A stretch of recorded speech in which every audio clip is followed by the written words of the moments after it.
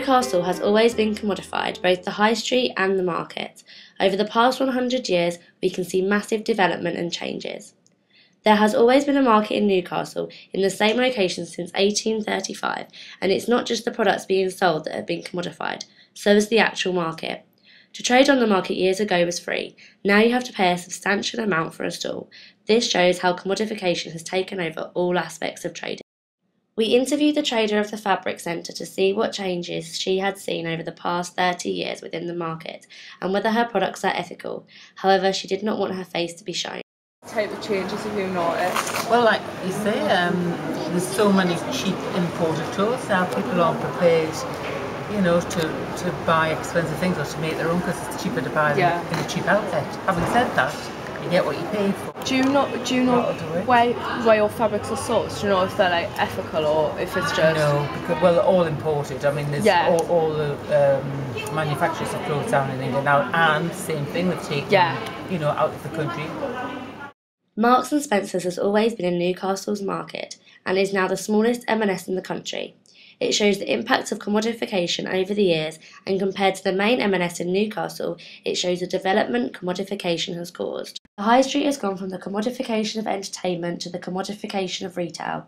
This has brought wealth and jobs to Newcastle, and as a result is now the most expensive place to rent or own a shop in the UK, excluding London. However, adding value to the retail side of Newcastle has meant an increase in competition on the high street, leading to a decrease in price and an increase in demand.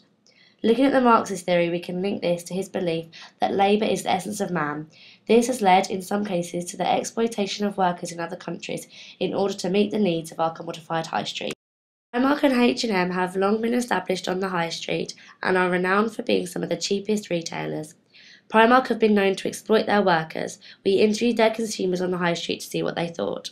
Why do you shop at Primark? Because it's cheap and it's quite near where I live. Do you know who makes your clothes? Got no idea. Do you care? Not particularly.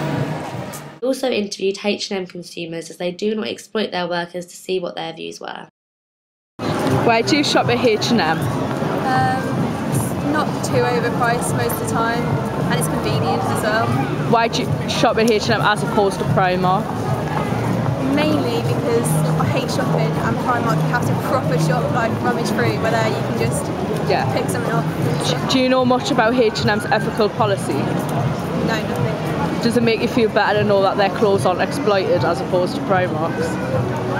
But they're not. They don't exploit the workers or the people who make the clothes as opposed to Primark. Does that make you feel slightly better? Yeah. The results show that the consumers either did not know about the exploitation of workers or they did not care. Is this the real impact of commodification on society?